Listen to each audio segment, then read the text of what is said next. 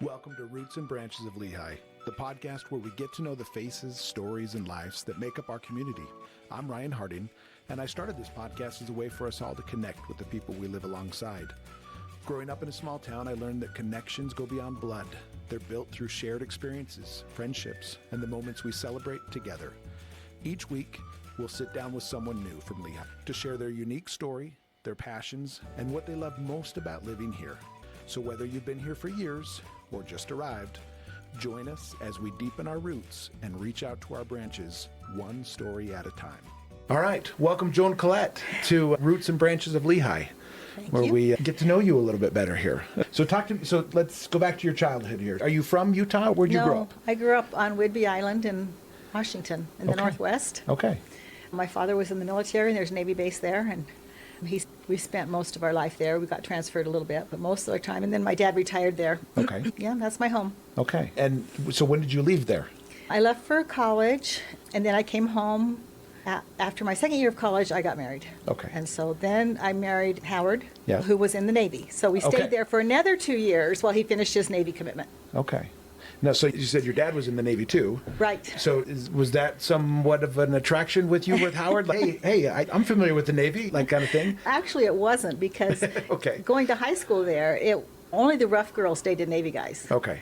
But then Howard came along, and he was a college graduate and an officer. Okay. That I hadn't really thought about that. Yeah. So that made a difference. Okay. So talk to me about that courtship, I guess, part. Like, how did that play out then, I guess, during that time? I was at school, and Howard was transferred to Whidbey Island, and my parents had him over for dinner like they did all new people in the ward, and got to know him a little bit. It wasn't like they picked him for me or anything. And then Sure. I came home from school, had a boyfriend at school, and so when he introduced himself to me, I wasn't that interested. Sure. However, he had dated a roommate of mine, Okay. because they were from the same town. Yeah. So I did have a little more connection to him, and he actually fixed me up with his friend in the Navy and took out a friend of mine. And then on that date, where we were doubling not with each other, we connected. Gotcha. Okay. You were connecting more with each other than you were in your dates and stuff. Okay. Exactly. So then we started dating and just kept dating until we got married. And kept dating until you got married. Okay. And you've been married now for how long? 52 years. Okay. So a good amount of time. Good amount of time. Yeah. And so that was all in Washington. I was all in Washington. And is Howard from Washington too? No, Howard's from Ogden. Ogden. Okay. So he was just out there really just for the Navy then? Just because he was transferred there with the Navy. Okay. So then how long did you guys stay in Washington once you got married? We stayed 2 years, and then he finished his commitment, 6-year commitment, and we moved to Ogden. Okay. Much to my disappointment. So is that where you raised your family then, was in Ogden? Oh, we've raised our family. We lived in Ogden, then we moved to Denver, Colorado, then we moved to McMinnville, Oregon, then we moved to Orem, Utah, then to California, Okay. Mission Viejo, back to Orem, and then finally to Lehi almost 15 years ago. Okay. So you've been around. this is actually the place we've been the longest. Okay. You can believe that. Yeah. So why all the moves? What, different job changes and stuff like that? Howard's an entrepreneur and a master of many different things. So he's just had different hats and different opportunities. And so because of that, each of those opportunities oftentimes would take us to a new place. And it's been good. I think we've learned a lot. I will say that of every place we've lived, I feel like Lehi has the most community feeling. Okay. Like coming here, we went to some Lehi football games, and it was like, whoa, this is like a community here. It's not just a high school, it's a community. And the Lehi rodeo, I just feel like Lehi, probably because it started as a smaller town. Sure. Just a town, probably. Yeah. That it has a real strong sense of just camaraderie and caring about each other, and we're a community together. Yeah. And you've been here now for 15 years. You're part of that community, right? Guess so. Yeah. And so go back in time a little bit, raise your family. So how many kids did you have? We have 8. 8 kids. Okay. And do they all live locally? Where are they scattered around? Our oldest daughter lives in San Diego, California. Okay. She's in theater, works for the Globe Theater. Our second daughter, Kim Plank, lives right next door. That's why we're in Lehi. Okay. They moved out here first, and a lot came up for sale right next to them, and they actually told us about it and said, why don't you move there? And we did, and it has been, I recommend it. Live next door to your daughter. That's awesome. It's been such a great experience. And then our third child, our first son lives in Orem. He works at UVU. Okay. Then our fourth child, also a boy, lives in Chicago, Illinois. Okay. Then the next one is another boy, and he lives in Woodinville, Washington, works for Google, so close to that area. Yeah. And then our son, Robbie, lives in Alpine. And then we have a daughter, Julie, who lives in Harriman, teaches junior high, middle school. Then our last child and daughter, Jessica, also lives in Alpine. Okay. Okay. So a lot of them live a few here. of them here. Five Yeah. of them in Utah. Yeah. Okay. So we get together, we have a good time. Yeah. Good. Good. So you're able to get together and be together, and okay, good. Anything else from your childhood? What was it like growing up in Washington? Was it, obviously it's different than Utah. You said you moved to Ogden later on and stuff like that. Any childhood memories stand out to you or anything? Yeah, growing up on Whidbey Island was wonderful, and I had a really, really good parents that were converts to the Church of Jesus Christ of Latter-day Saints. Yeah. Were very faithful, very charitable. We spent a lot of time on the beaches. Okay. They're not like California beaches. They're rocky, and Yeah. a lot of driftwood, and the water's cold. Yeah. Okay. But we spent a lot of time there, building fires, having cookouts. We didn't have a big city, so we didn't do a lot of going to theaters and going Yeah. to things. Sure. But we spent just a lot of time outdoors. And they say it rains a lot, but when I moved to Utah, I really didn't like the sun that much. Sure. It was like it's so bright. Sure. Because in the Northwest, your mornings start out a little bit foggy, and Yeah. as that fog wears off, it gets bright slowly. Yeah. And in Utah, it's bam, the Yeah. sun's shining in your eyes first thing. Yeah. It's not that silly, but I had a wonderful childhood. But yeah, obviously growing up that way, that's what you get used to, That's right? what I'm used to. Yeah. And I think no matter how old you get, when I drive back to Washington, as soon as I head over those mountains and down into that northwest area, and Yeah. the trees are big and green, Yeah. I just get this feeling in my soul. I'm home. And it's Yeah. been years since I lived there. Yeah, yeah. But that's funny. It's my turn. My wife's the same way with going back to Georgia and stuff like that. It's just that nostalgia that comes from that place where you were a child, right? Yeah. Yep. And stuff like that. And so Your beginning years, yeah. They're obviously very important years. So they have a large impact on you, and Yes. for better or for worse sometimes. Yeah. And so, Yeah. Good. Okay. So growing up there. So now tell me, you went into nursing then too, right? I did. Okay. So, as I said, Howard was already through school an officer. So he's 5.5 years older. So when we fell in love, I hadn't finished college, and I said, Okay. you have to promise me that I can go back and finish sometime. Yeah. But we didn't live in a place that I could continue right then. Yeah. And then we had our family rather quickly. Within a year, we had our first child. And it's always stayed in the back of my mind while I had 8 children and was a stay-at-home mom and a PTA Yeah. president and Yeah. a mother and all those things you do. And I loved it. I was very grateful for those years. And then when our baby started preschool, I said it's time. And I Okay. started back at night school, did night school for a while, then eventually got accepted into the nursing program. Worked as a nurse, and then went back to school and got my nurse practitioner degree and worked as a nurse practitioner. So I feel like I've had the best of 2 worlds. Yeah. I was a stay-at-home mom and did all those things with my kids and loved it. And then I had another little career that I loved too. So And that started again then when? So you raised give me a timeline here. So okay, so Jessica was born in 88, so I started back at BYU part-time in, I would say, 92. Okay. And then it took me till 98 to graduate because I Okay. went part-time that first few years. Sure, yeah. And then I graduated with my BSN in 98. Then I graduated with my nurse practitioner degree and master's degree in 2011. And then worked Yeah. till 10 years, and then Okay. Have you always had an interest in healthcare and medicine and studies? Always. I've always loved the body and how it works and what makes it work better. And Yeah. When I have a wonderful picture of me as a little girl in a nurse's Little costume outfit. Sure, yeah. And so, I always wanted to be a nurse. I'm guessing as a mom, obviously you get to be somewhat of a Yeah. nurse at times too, right? Yeah. So you got to practice some of that stuff even if you weren't. Yeah, every mom is somewhat of a nurse. Right, yeah. Every scrape, every bruise, every ear infection, you've got to be on top of it. Yeah. And so then once you were able to go into nursing, that second part of your life then, I guess, like you said, anything stand out from that time as far as doing that kind of work? It's so rewarding. When I was a nurse, I worked in the ICU. Okay. So you take care of very critically ill patients and their families. Yeah. The families are a huge part of it. And you just give them all of your love, basically, because you just want to take care of them, and you want to take care of the families, and you want to be there for the families and answer their questions and help them. Yeah. And then after that, I worked in an oncology office. I was the manager of their infusions. Okay. So we gave chemotherapy and any okay. infusions. And I worked as a nurse and manager there. And then when I got my degree, I worked also in oncology at Huntsman, and that was incredible. We did a lot of research, so we were able to see these new drugs as they came out. And as the nurse practitioner over the patient, it was my responsibility then to record everything about it. How did the infusion go? How did they feel? Any side effects? Yeah. And you realize how important that is to getting that drug on the market. These things need to be out there.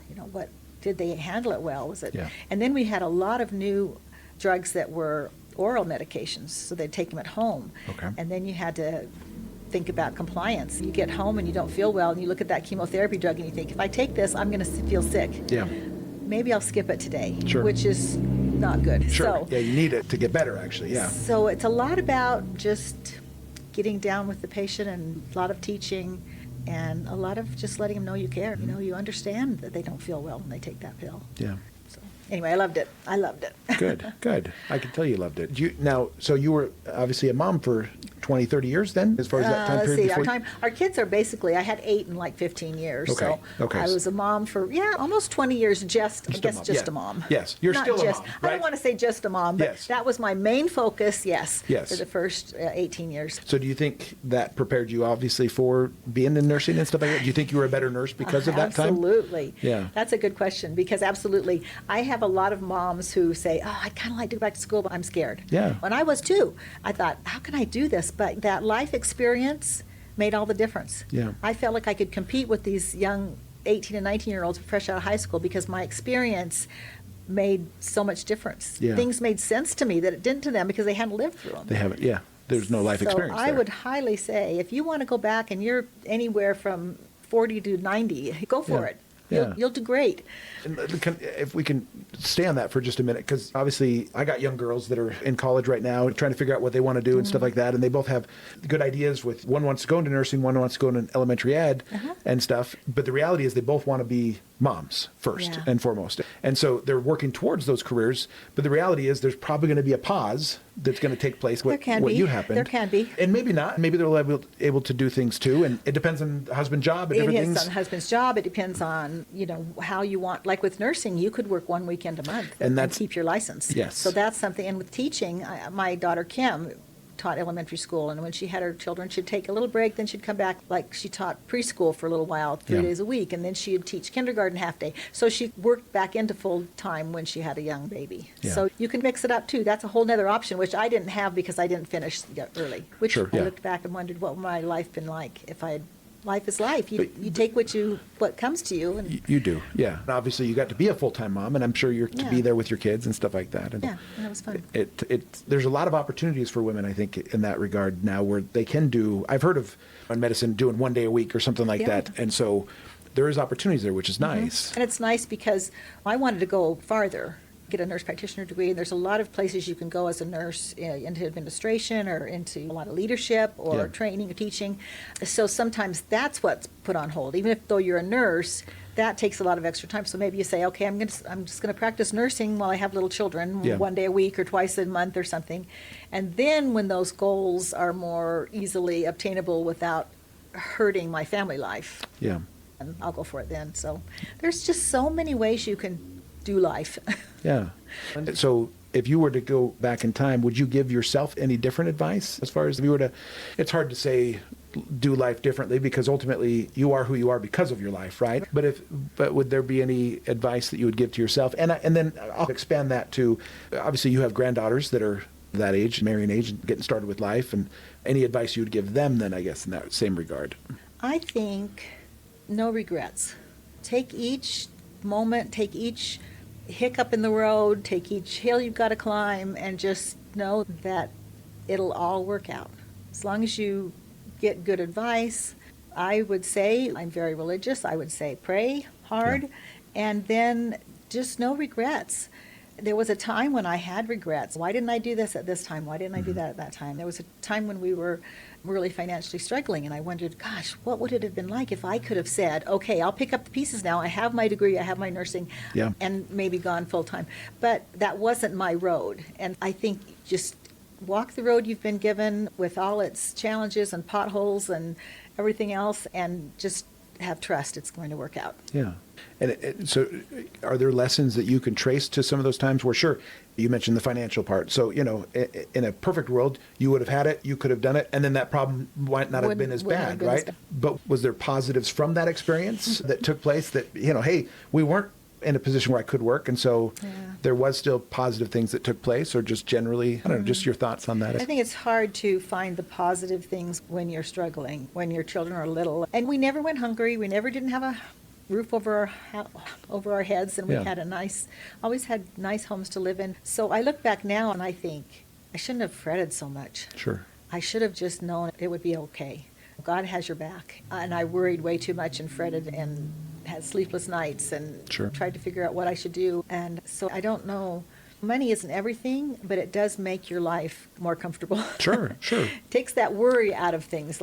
But maybe I appreciate it more, because there were times when I couldn't just run out and buy my kids new shoes when they needed them. Yeah. And so I remember when we were getting pretty successful at one point, and I really appreciated that I could look at my kids and say, hey, you need a new pair of shoes. Tomorrow we'll pick you up from school and we'll get them, instead of thinking, ooh, how am I going to do that? I've got to figure out a way to get them new shoes. So it's made me appreciate more having the finances that you need to be comfortable. Mm-hmm. But there's so many people in this world that don't. So even when we were at our worst, we were 1,000 times better than some people. Yeah.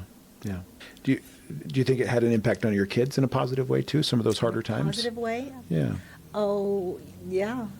None of my boys are entrepreneurs. Okay. Or my girls. Sure. I think my kids have actually said, because of the kind of ups and downs we had as children with finances and money and where we lived and all that, I just wanted a good, solid job. Sure. I didn't want to do anything risky, and I think they still feel that way, because I've got some pretty talented kids, and sometimes they talk about going off on their own and creating something. Sure. And then they think, I know what it's like when that doesn't work out so well. Sure. And I want to take care of my family. So they're all upright citizens with good, steady jobs. Yeah, good. So that's a good thing. Yeah, no, that's good. That's very good. Obviously, all of them contributing to the society and stuff like that in that way. Yeah. If I remember right, you also, so you served a mission and you got to use your nursing stuff there. Talk to me about that. Okay. We served short-term missions first. Okay. So the church approached us. We were on a committee, a humanitarians medical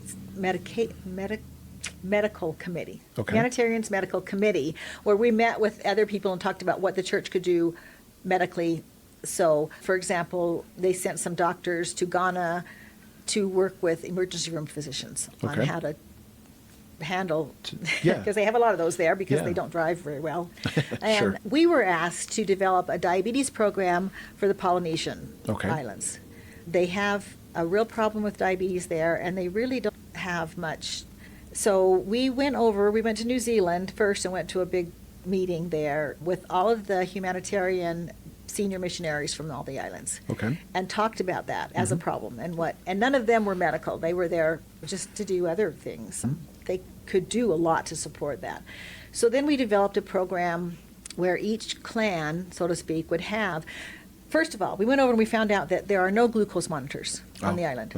None. So these people are on insulin with no way to monitor their blood sugar. So an A1C machine was unknown to them. They didn't have a scale that worked. So how do you incentivize someone to lose weight when they don't even have any idea what they weigh? They don't have blood pressure machines or cuffs really anywhere except at the hospital, and then they had one or two. So we developed this plan that we would give each clan, village kind of thing, a kit. It would have a blood pressure monitor, a scale, and a glucose monitor. And each diabetic patient would have a booklet where they would record all that. So we spent a lot of time doing that. Went back to Samoa, talked to a lot of even some of the chiefs there and some of the heads of government to tell them what we wanted to do. And we also, so Samoa and Tonga were the two places we visited, as well as New Zealand, because that's the area that all falls under, the area offices for all those islands. So anyway, that was the first mission we did. And then that kind of didn't get the support we needed from the area there. When the church does humanitarian efforts, their creed, so to speak, is they take care of the whole Island Okay. or the whole community. They don't single out the LDS population and say, okay, we're going to take care of you. We've got Yeah. foodstuffs we're going to give you. Sure. We're going to help you build your homes back after a hurricane. Yeah. But the rest of you, Sure, only our members. Yeah, that'd Yeah. be a little hard. so that's the way it was in Samoa and Tonga. Our plan was for the whole village. Okay. And the area authority over there said he really wanted it to just be for the LDS population and go through the stakes. Okay. Anyway, so then they ended up not doing it at all. Oh, no. Okay. Maybe they've come out and done something, and maybe it's not good for me to say that now, but in this, I don't know. But it Yeah. never did come to fruition. We spent lots and lots of hours. Sure. So then we decided to put in for a full-time mission. Okay. And we went to Berlin, Germany, the Germany-Berlin mission, which covered at that time all of northern Germany. Now they have another mission they've split off, Sure. Hamburg. And I was the medical advisor. Oh, So okay. I basically helped the missionaries with their medical needs, whatever it was. Yeah. You know, Yeah. little things, big things. Yeah, so then I got to use my medical skills on our mission for 18 months. Yeah. Was that very, obviously you enjoy what you do, but you're not getting paid for it either on these things No, and but stuff. it wasn't that. It was really fun. We You just loved getting enjoyed to know it. the missionaries and senior missionaries too, Yeah. because the couples that come over, they also have things that need, obviously. Sure, they sure, need to- yeah. And so it was great. It was great, and we still keep in touch with a lot of those missionaries. Yeah. They become part of you. Yeah. And in a lot of ways, we talked about a mom being a nurse. Yeah, yeah. A lot of ways, they just need a mom. Sure, They sure. don't. They'll call you. I've had a headache and I don't know what. Sure, sure. I fell down on the way to the bus and my knee hurts. And Sure. just little things that they just need a listening ear and tell them they're going to be okay. Sure. Sometimes it's more, So that it's was fun. the Band-Aid that for, hey, just let me put this Band-Aid on and I'll make it feel better. That kind of the placebo That kind effect, of thing. I guess, right? Exactly, You know, exactly. Where it's not. You're gonna be fine. You're going to, yeah, sure. Just that. Call me anytime. Yeah, yeah. I had my phone was red, Uh-huh. so we always referred to it as the red phone. And it was the phone that they could call anytime, day or night. They did.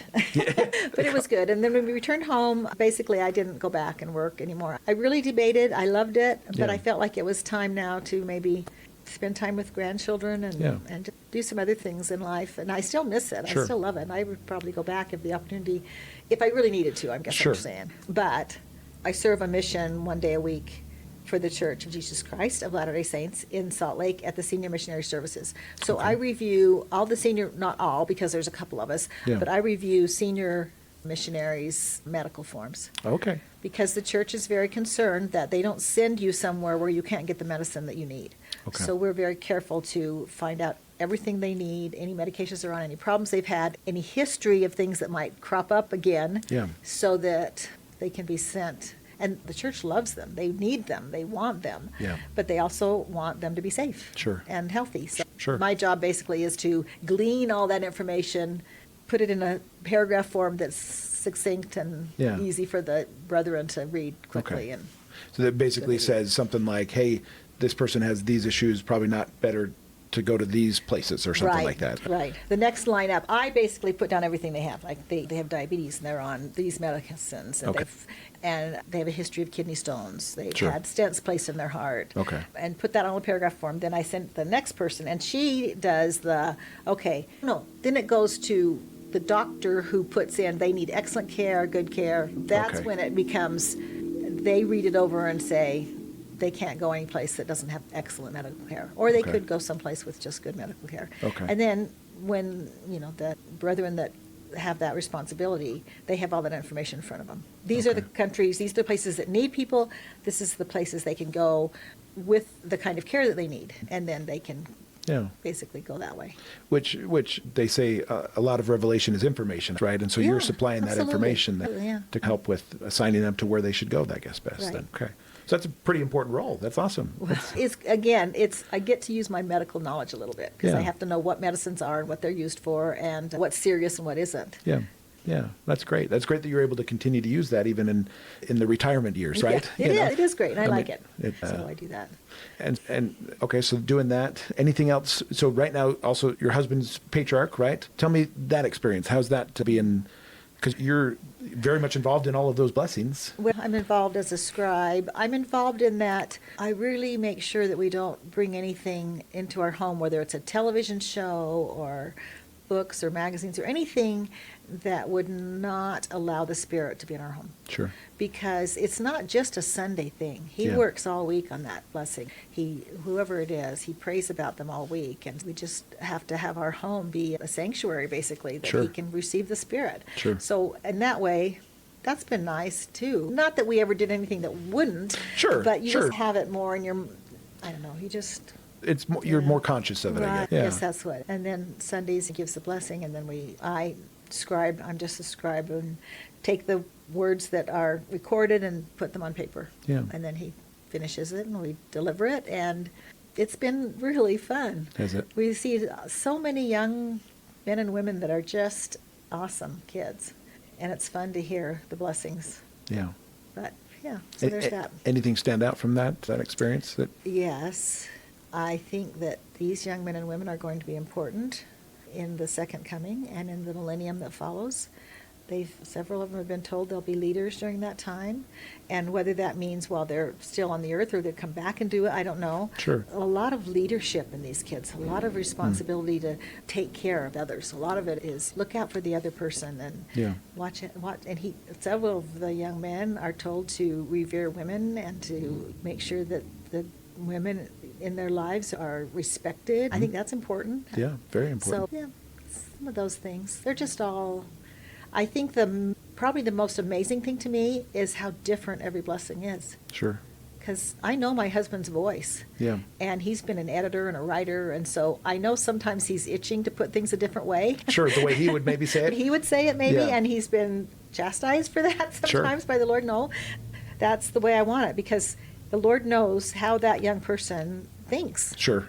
And if they read that, it somehow it reverberates with them, written in that way. And so it's been really fun to see the differences in every blessing for every child. They're Yeah. unique. To that point, I've recently read mine again, and yes, sometimes I interpret it one way. My wife might think it a different way, but since it is mine, it's okay. No, this is the way I'm thinking of it. you know, and it stuff. is. That's the other thing he always tells them. It's your blessing. Yeah. It's your right to receive the revelation about your blessing. Yeah. But of course, your wife can have input. Sure, of your course, parents yes. when you were little, when Yeah. you got it, when you were a teenager, probably your Yeah. parents could have input. But it's a pretty cool thing. Yeah, I love that. I love that you don't always hear his voice, like you said. You Yeah. know, it's something that's, you can tell it's coming from Uh-huh. somebody else, that's a hard thing for a lot of people to understand, because he doesn't know probably the vast majority of the people that he Yeah. knows some, obviously. He knows but- some from the ward, but Yeah. doesn't know them personally, and he intentionally keeps it that way. Okay. He doesn't want what he knows about him to influence the blessing at all. Okay. I know a lot of patriarchs do it different. They had him come over and they interview him and they talked to him for quite a while Okay. before. Okay. But he'd rather.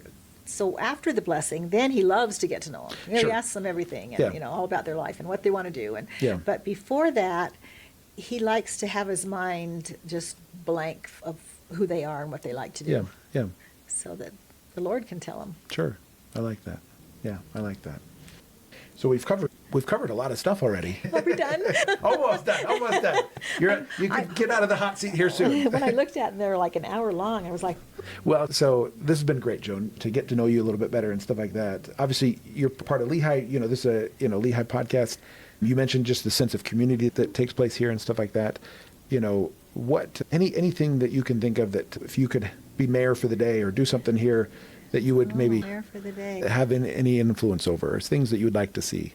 And we'll take traffic out, because everybody would love traffic to be better. Yeah, traffic's getting bad in Lehi, unfortunately. I think a lot of it's Saratoga Springs I and was Eagle going to say, it's Mountain's not really fault. our fault. It's Yes, not our it's fault. that we are the way to get there. We've become the thoroughfare. I just want them to build a bridge over us. Yes, that would be nice. So we can stay That Lehi. would be nice, yes. Gosh, I really think that I've been really pleased with the leaders of Lehi. I think they do a good job. Yeah. It seems like the things that they do and the new buildings or new businesses that come, I appreciate. I think building this building on this corner was a good thing. Yeah. It really, I think, I would like them to make keeping downtown Lehi a priority. Yeah, okay. I really want downtown Lehi to stay Yeah, and encourage more little shops and more just have that downtown feeling and that feeling of community. And this is Lehi. This Yeah. isn't a mall. This isn't a huge superstore. This is just our little Lehi Main Street. Yeah. And I love the parade. Yeah, yes. Let's have the parade. Let's keep the rodeo. yeah. So that's So really, if I sum up, it sounds like keep doing what we're doing. Keep doing it sounds what like you're doing. you keep that community feel. Don't let go of some of those things. Don't and let stuff. go of some of those things, and encourage this street to stay. Yeah, encourage people to open more stores here. Sure. Keep it alive. Yeah. Good. I love that. Is there anything we didn't cover that you'd want to cover? Anything that we didn't hit on? No, I think that's my life. And it's a very good life. It's a wonderful life. It is a wonderful life. You've done a lot of good things. I'm just an ordinary person, but that's what the world's made up of. And that's part of what this podcast exists for, is ordinary people. You mentioned, sure, we've had some quote unquote people that are maybe a little more well known or something like that, but the vast majority of us are Just trying our best. And we've got to be there. Yeah. The world wouldn't go round without those of us that just work in the trenches and Yeah. raise our families and try to do good. Yeah. That would be, I think that hopefully, even if I haven't done anything that's going to be in the newspapers, or that I've tried to do some good. Yeah. And I've tried to love, and working as a nurse has had a big impact on Yeah. me, as just learning how to love all kinds of people. Yeah. Your patients aren't very often just like you. Sure. So you learn to love, and I think that stayed with me. Yeah. I'll let you end then, as far as any advice to this younger generation, which obviously you have grandkids in that generation and stuff, but any advice to the youth that are starting off their lives and stuff? I think we need more trust in the Lord. Okay. We talk a lot about faith, and I think you can have faith, but not necessarily trust, because you can say, I believe in the Lord, I believe that he lives, Yeah. but to say, I trust him with my life. I trust that what I'm doing, as long as I'm trying my best and praying hard, I'm going to trust the Lord, even if he takes me on a path I didn't expect. So I think trust. I've really thought a lot about trust lately. Trust the Lord. Hard to do sometimes, It right? is hard, and I've learned it through lots of hard experiences. I've questioned the Lord. I've done the raise my fist and said, why? I wanted this. Why didn't? And then to my embarrassment, what has turned out has been much better. Yeah. And it's been what I really needed to be doing. Yeah. So it took me a while to learn that. If you can learn that earlier in your life and not spend so much time being angry, you're going to be a lot better off. Yeah. No, I love that one you even mentioned earlier with fretting, the worrying you said during that time, the financial time and stuff like that. And so had you trusted, so really, I guess the advice you're saying, learn it early, because I guess it would make your life easier, or at least more calm, right? More calm. Just be calm and trust the Lord. He is there, and he's there for you. Yeah. Yeah. So. Love that. Thanks, Joan. Thank you. That's great You're advice, welcome. and I appreciate you coming on and talking to me. And I'm flattered that I was asked. Hey. But not so sure. you're super important. I'm so glad you came on. Thank you. Thank you. Appreciate Even if you. only my kids see this. it'll be That's good. exactly it. That's exactly Which it. is And we'll make sure they do. Yes, we will. Thank you for joining us on Roots and Branches of Lehi. I hope today's story helped you feel a little more connected to the people who make up our community. Remember, every person here has a unique story, and together, we're what makes Lehi. If you know someone who would be a great fit for this podcast, please fill out the form in the show notes so we can reach out and schedule an interview. We'd love to hear from you. A big thank you to our sponsors, the Work Harding Home Mortgage Team and Play Harding Nightly Vacation Rentals, for supporting this show and helping us bring our community closer together. Until next time, keep growing those roots and reaching out to your branches. Take care.